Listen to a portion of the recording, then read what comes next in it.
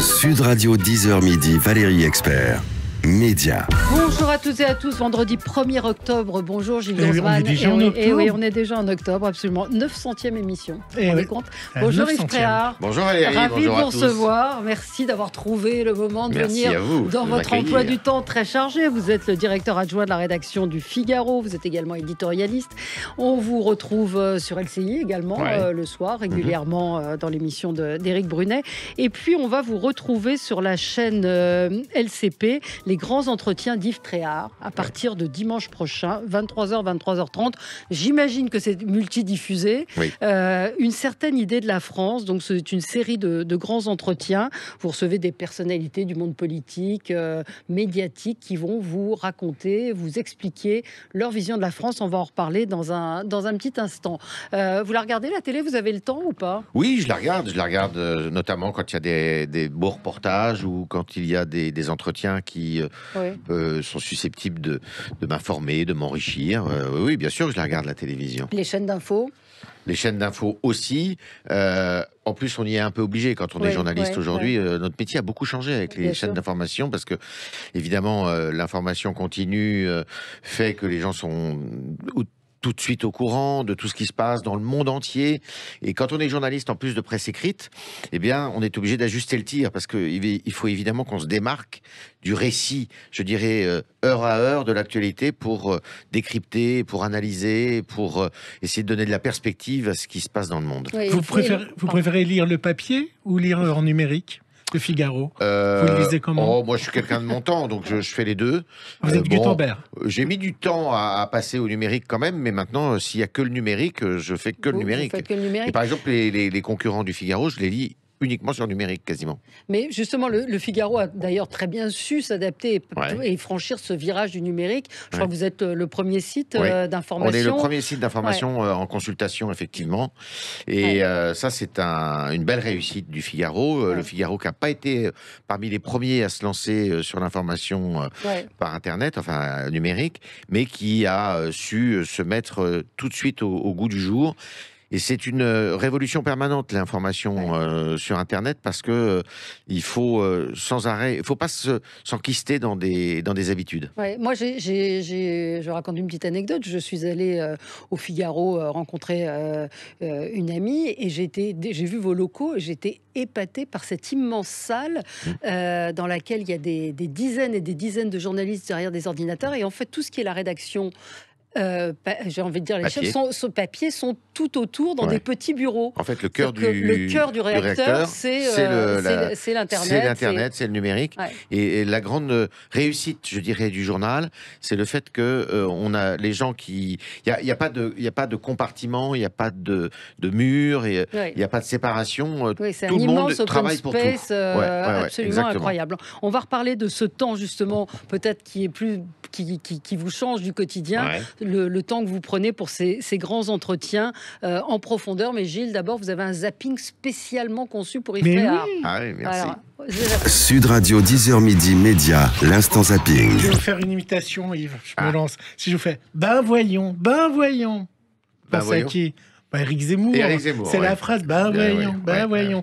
Comme le procès qu'on a fait aux Guignols d'avoir rendu populaire Jacques Chirac, de plus en plus on fait le procès aux médias. Est-ce qu'ils sont en train de faire monter Éric Zemmour dans les sondages? Hier, Alice Coffin, féministe, a fait part de sa colère à Bruce Toussaint. Elle était sur BFM et vous allez voir que Bruce Toussaint lui a répondu.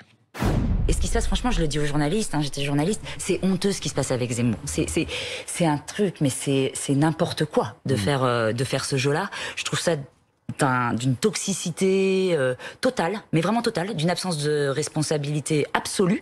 Je dis pas qu'il faut pas aller débattre, pas débattre. Sandrine avait dit, par exemple, Sandrine Rousseau, qu'elle débattrait s'il était candidat. Je dis pas du tout que Jean-Luc Mélenchon a eu tort de débattre avec lui. Ce que je dis, c'est que vraiment, sur le boulot des journalistes là-dessus, mais la honte, vraiment. Moi, je me dis en tant que journaliste, mais c'est pas possible, en fait, de faire un truc comme ça. Il y a une façon très simple que tout ça s'arrête. Allez-y.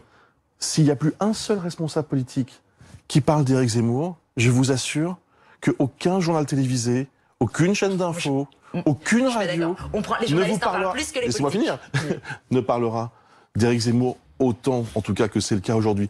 Qui parle le plus, les journalistes ou les politiques de Zemmour? Bon, c'est évidemment tout le monde, mais vous savez, ce procès fait aux médias, il est régulier quand il y a quelqu'un qui monte dans le paysage politique. Moi, je me souviens très bien qu'en 2007, Ségolène Royal, qui était pas favorite, on va dire, pour représenter le Parti Socialiste. Elle avait gagné cette primaire contre deux monstres sacrés qui étaient Fabius et Strauss-Kahn. Et après, elle était souvent montrée en photo. En plus, elle était dans toute sa splendeur en 2007. Et on avait fait le reproche, y compris au Figaro, de la mettre trop en majesté. Bon, je suis désolé, elle n'a pas gagné, Ségolène Royal. Et on nous a fait le même reproche pendant longtemps avec les Le Pen. On nous a fait le reproche avec Chevènement en 2002. Je me souviens très bien. Vous savez, on nous a fait le reproche avec Bellamy. Je me souviens aux élections européennes, qui étaient données dans certains sondages à l'époque à 14%. Il a terminé à 6%. Donc vous voyez, je crois que sincèrement, ce sont les Français et les auditeurs ou téléspectateurs et lecteurs qui choisissent. Ce ne sont pas les médias qui fabriquent des bulles politiques. Vous pensez vraiment? Oui. Mais néanmoins, il y a beaucoup d'Éric Zemmour partout, sur toutes les chaînes. Et oui, parce que qu'est-ce qu'on voit? On voit quand même que l'homme, le candidat putatif, il n'est pas encore candidat officiel, arrive à toucher un public. On le voit dans les études d'opinion. Les études d'opinion sont sérieuses. Et en quelques jours, il a quasiment doublé son score d'intention de vote. C'est quand même énorme. Et c'est aussi le fait que c'est pas tellement c'est Éric Zemmour, bien sûr, mais c'est aussi que ses concurrents potentiels, eux n'arrivent pas à imprimer, à séduire. Mais là où je rejoins quand même Élise Coffin, c'est qu'on voit l'agacement. On a vu Valérie Pécresse, on a vu certains dire mais parlez-moi de moi. Mais pour qu'ils parlent qu'on parle d'eux, il faudrait qu'ils nous disent quelque chose.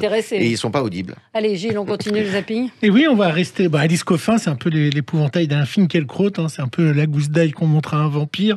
Il sera un de vos invités d'ailleurs. Et il était sur Paris Première dans Restons Zen, la nouvelle émission avec Éric Zemmour, mais sans Éric Zemmour. On fait très fort quand même mercredi dernier. Et il a répondu à cette question de cette génération woke. Oui. Je suis d'extrême droite aux yeux de certains. Tellement d'extrême droite que tous les coups sont permis contre moi. L'autre jour, sur France Inter, à l'émission Par Jupiter, on a parlé de ma dégénérescence mentale.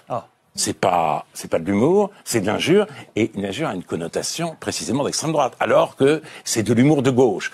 Les humoristes, qui usurpent d'ailleurs le nom d'humoriste, sont les aboyeurs de la bien-pensance. Et c'est très intéressant, parce que peut-être que nous entrons simultanément dans l'après-littérature et dans l'humour d'après l'humour.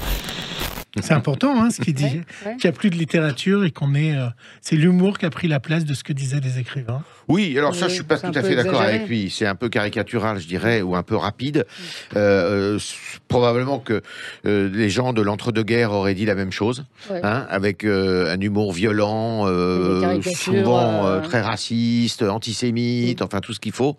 Et c'est pas pour ça qu'il n'y avait pas de littérature qui se lisait à l'époque. C'est pareil aujourd'hui, je suis désolé. Il y a encore des grands écrivains. Sur cette génération qui veut faire fi du passé et qui fait jamais autant parler de l'histoire finalement, comme la période actuelle où on parle beaucoup de Pétain et de la collaboration, ça a été mis de nouveau au devant de la scène par Éric Zemmour, sur la chaîne LCP, dans l'émission Rambobina, il y a eu cette archive incroyable des dossiers de l'écran 1976, quand des résistants et des pétainistes débattaient. Ça donnait ça. Il faut voir ce que ça a été sur le terrain, la collaboration. On arrache les petits-enfants juifs à leurs parents. Et ce sont des gendarmes français et des miliciens français de Vichy qui participent à ces rafles. On en met 4000 au camp de Drancy. De mes yeux, j'ai vu débarquer pendant des semaines des trains au camp de Gurs dans les Basses-Pyrénées. Des gosses de 4 à 12 ans, par centaines et par centaines toutes les semaines, pleurant, hébétés. On n'avait pas pris leur nom, on ne savait pas le nom de leurs parents. Des gendarmes français les poussaient dans le camp, comme un troupeau, des pauvres petits mômes, tout seuls, pleurant, hurlant, appelant leur mère. Et qu'est-ce qu'on en a fait au nom de la collaboration? On les a renvoyés aux Allemands pour qu'ils les brûlent à Mauthausen et à Auschwitz. Ils sont très forts, très forts. Ah oui, c'est un témoignage incroyable. C'était la preuve aussi que, vous voyez, là, on parle beaucoup de de la télé aujourd'hui qui est au plus près de la réalité, mais la télé d'avant, et pourtant il n'y avait pas beaucoup de chaînes, hein, du temps des dossiers de l'écran, il y avait 2-3 chaînes, eh bien elle donnait des documents tout à fait incroyables, qui donnent la chair de poule sur le passé, et la preuve que on sait aussi en France, eh bien contrairement à ce qu'on dit aussi par rapport aux États-Unis, on sait parler de notre histoire sans phare.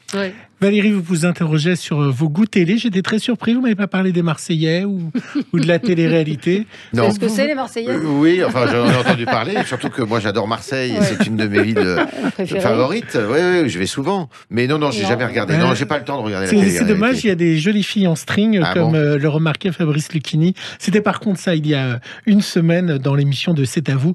Et il regrettait la Berthe de la langue française. La Berthe string de là-bas, c'est des strings. C'est même pas des strings, c'est des chewing-gums très fins, tu vois. Et les seins sont des incidents de parcours. Si t'en reçois un, à cette femme, il dit, j'ai pas envie de boire mon kawa avec ton cul devant mon nez. Et je me suis posé la question, je me suis dit, pourquoi on en est arrivé là? Qu'est-ce qui s'est passé? C'est ça le vrai problème. Et le programme de l'écologie, c'est ça. Il n'y a pas d'autre problème. La France, c'est une langue révolutionnaire comme celle de Céline ou de Proust. Mais c'est pas ce que là. Voilà, mes amis. La perte de la langue française, vous la regrettez? Vous tweetez parfois non, avec des mots comme ça? Non, je tweete pas. Justement, j'estime que dans mon métier, on n'a pas à tweeter.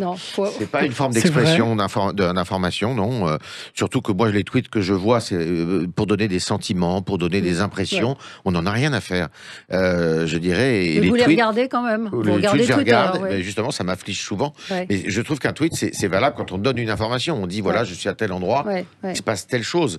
Mais sinon, pour donner... c'est ce que vous faites quand même, vous commentez l'actualité. Oui, je commente, mais quand je commente... Pourquoi vous le faites pas? Oui, mais comme je commente l'actualité, je commente dans un article ou je la commente à la télévision, sur un format long, si vous me permettez l'expression.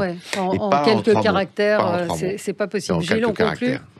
On conclut, je vais rester dans la langue française. Alors, vous avez connu peut-être l'Almanach Vermo, c'est calembours. C'est sympa, vous me renvoyez à... Non, mais connaître, on peut connaître Molière sans avoir vécu à cette époque. Alors, je vous propose à vous et à Valérie une version un peu plus moderne de l'Almanach Vermo, la version tatouage. Écoutez bien les tatouages qu'a ce jeune homme. C'est une vidéo d'un youtubeur qui s'appelle Loris. Écoutez bien. Un cœur sur le bras, du coup c'est un braqueur. Un braqueur, premier jeu de mots. Après là j'ai un pouce sur le coude, donc un coup de pouce. Là j'ai Pete sur le bras, donc bras de Pete. Et là j'ai un œuf au plat sur le mollet, donc un œuf mollet, tu vois. Tu veux faire quoi là bientôt? Là bientôt je vais peut-être aller boire un coup. Non mais comme tatouage. Ah comme tatouage, je vais peut-être faire un ton sur le pied pour faire un piéton. Alors je vous le redis, il a un cœur sur le bras pour faire un braqueur. Il a Pete qui est écrit pour faire bras. Pete, il a un œuf sur le mollet, je me sens affligé, pour faire le mollet. C'est des rébus, c'est ce qu'on a. Mais c'est sur son corps, c'est tatoué sur son corps. Le tatouage aujourd'hui, c'est une forme d'expression. Complètement. Vous êtes tatoué? Non, une révélation ce matin, un petit scoop. Changeons complètement de décor et d'univers. Merci pour la transition. Les grands entretiens d'Yves Tréhard, donc à partir de dimanche prochain, 23h, 23h30. Le thème, une certaine idée de la France. Comment ça s'est passé, cette idée? Je vais dire, vous allez recevoir Catherine Ney, Yves De Gaulle, Arlette Laguier, Rachel Kahn, Alain Finkielkraut, Eugénie Bastier, Jacques Julliard, Michel Vinocq, David Jaïs. C'est très varié. Donc comment c'est venu cette idée? Alors c'est une idée qui m'est venue à moi. La chaîne parlementaire est venue me chercher pour me dire on aimerait bien que tu participes et que tu fasses des grands entretiens pour nous. Et je leur ai donné plusieurs idées. Donc je leur avais donné une première idée qu'on a réalisée et qui a été diffusée l'année dernière. C'est du pouvoir au purgatoire, c'est-à-dire des hommes ou des femmes, et c'est souvent des hommes qui ont connu les sommets du pouvoir et puis qui après ont connu la prison, ont été donc c'est Michel Noir, c'est Bernard Tapie, c'est des gens comme ça. Et je leur avais donné une deuxième idée qui était une certaine idée de la France, évidemment en faisant référence au général de Gaulle, puisque vous savez que c'est une phrase d'introduction des Mémoires d'espoir. Et puis c'est aussi une question de Michel Droit en décembre 1965, entre les deux tours de l'élection présidentielle. Eh bien, il y a une interview, il y a trois interviews d'ailleurs, du général de Gaulle. Et dans la première interview, Droit lui dit au général, au fait, vous dites une certaine idée de la France, mais c'est quoi votre certaine idée de la France? Et donc ça c'est resté dans ma tête. Et je me suis dit que c'est vrai qu'aujourd'hui, où on parle beaucoup d'identité, on parle beaucoup de patriotisme ou de nationalisme, on parle beaucoup de singularité ou pas, au contraire de la France qui se dilue dans l'Europe. J'aimerais avoir des interlocuteurs qui soient pas tous du même profil et qui nous disent quelle est leur idée. Alors mon idée, enfin mon objectif, c'était pas d'inviter des gens dont les réponses allaient de soi. Oui. Je vous donne un exemple, puisqu'on parle que de lui en ce moment. Oui. C'est un sujet qui aurait pu être très intéressant avec Éric Zemmour. Mais vous connaissez déjà tout le monde savait de quoi il allait parler. Ouais. Donc j'ai pris des gens qui, d'abord, j'ai fait attention à ce qui est des hommes, des femmes, toute génération. C'est-à-dire que vous avez d'un côté Alain Finkielkraut, c'est pas lui faire injure de dire qu'il est plus de la première jeunesse. Et à côté de ça, vous avez Eugénie Bastier et David Jace qui sont des tout jeunes. Des gens qui viennent d'univers différents. Arlette Laguillet et Yves de Gaulle, c'est quand même pas du tout les mêmes univers. Alors moi j'ai regardé Alain Finkielkraut. Vous êtes pas dû, je sais déjà ce qu'il va me dire. Alors Alain Finkielkraut un petit très peu. Particulier. Mais cela dit, il est toujours assez étonnant, Alain Finkielkraut, parce qu'il part dans des directions où on ne l'attend pas forcément. Mais c'est vrai que sur le casting, on aurait pu se dire, bon, Finkielkraut, c'est un petit peu comme Zemmour, on sait ce qu'il va dire. Un peu dans la nostalgie, un peu dans le monde, c'était mieux avant. Mais néanmoins, j'ai trouvé que c'était intéressant parce que je savais qu'il serait plus imprévisible d'une certaine façon que Éric Zemmour. Et j'ai pas été déçu, si vous voulez, à la fin, parce que on s'aperçoit que ce sont des visions de la France qui sont très différentes les unes des autres. Des manières très différentes de répondre, parce que c'est des questions assez ouvertes. Vous commencez avec Finkielkraut en disant comment la France a-t-elle commencé? Voilà. Alors c'est parfois des questions difficiles. C'est difficile. Quand est-ce qu'elle a commencé historiquement? Est-ce que c'est nos ancêtres les Gaulois ou est-ce qu'elle a commencé à la Révolution? Le baptême de Clovis, est-ce que la France, les racines chrétiennes, ou est-ce qu'elle a commencé effectivement avec, je dirais, quand il y a eu un embryon d'État? Par exemple, une réponse qui est très intéressante, c'est celle de Michel Vinocq, qui estime que l'État précède la nation en France, alors que généralement on dit souvent qu'une nation précède un État.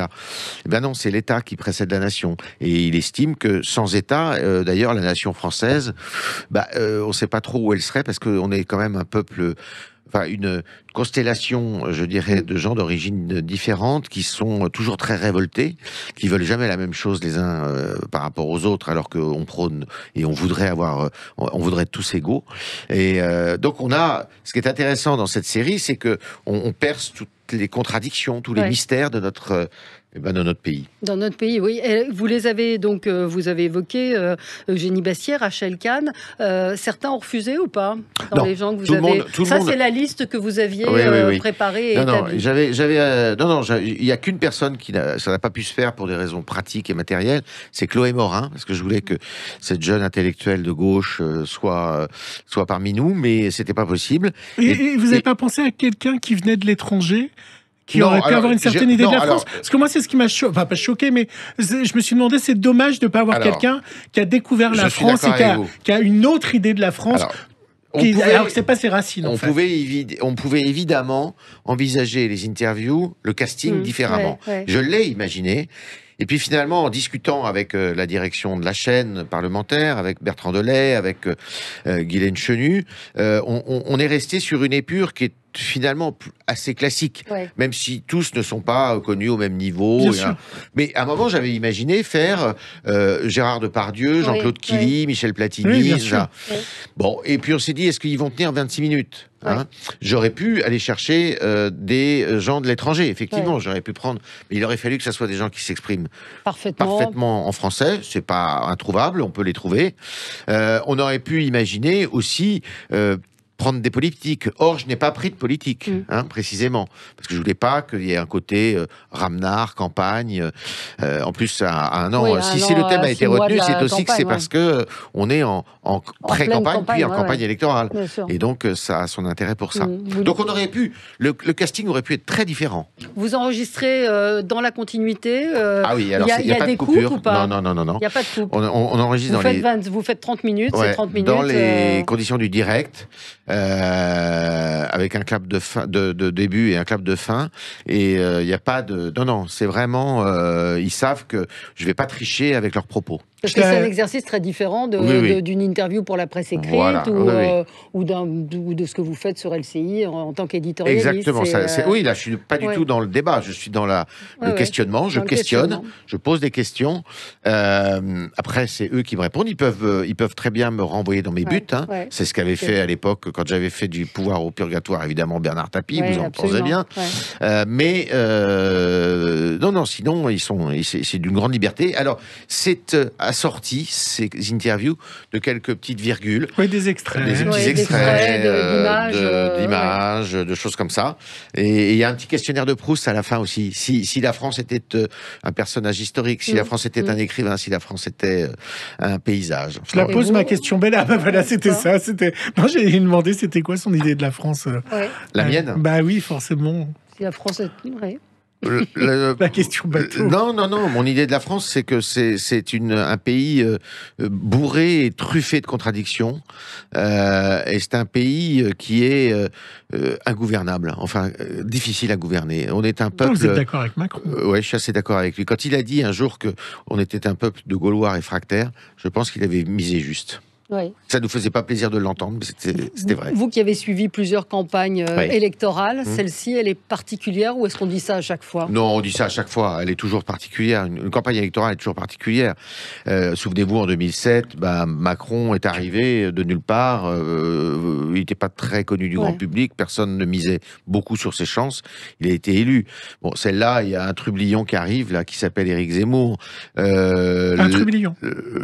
Quand même, oui, parce que il en fait pas de sa carrière. Hein. Regardez, en 2012, François Hollande gagne cette élection et quelques mois avant, c'était Monsieur 3% dans les sondages. Absolument. Donc, il n'y a qu'une élection, à mon avis, qui était à peu près prévisible ces dernières années. C'est celle de 2007 entre Ségolène Royal et Nicolas Sarkozy. Parce que Nicolas Sarkozy était vraiment le favori et il a gagné, effectivement.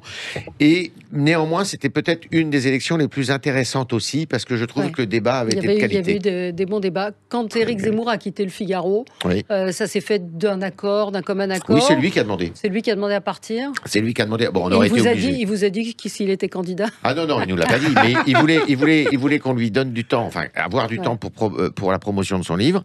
Et donc il est venu voir la direction du journal pour dire voilà. Et donc ça commençait à devenir un problème pour vous de toute façon. Enfin, ça l'aurait été. Si ça avait continué, et ça a continué, on aurait été obligé de trouver un terrain d'entente pour que, il ne soit plus dans les colonnes. Duel d'éditorialistes. Mercredi, on a reçu Jean-Michel Apathy. Il pense qu'il peut être au deuxième tour, et vous? Moi aussi. Je pense que ma vision des choses, c'est qu'il peut faire éclater la droite républicaine et il peut faire éclater le Rassemblement national, ce qui fait que ce qui n'a jamais été possible, c'est-à-dire de voir un rapprochement entre certains au Rassemblement national et certains chez les Républicains, puisse se faire, et ça pourrait se faire de toute sa personne. Il en a donné d'ailleurs un aperçu pendant son interview chez Routel Krief il n'y a pas très longtemps sur LCI, quand il est dit « Je vois pas ce que M. Wauquiez, M. Ciotti ou M. Retailleau ont à faire avec Mme Pécresse ou Monsieur Bertrand, ils n'ont pas la même conception de la droite, et il a tout à fait raison.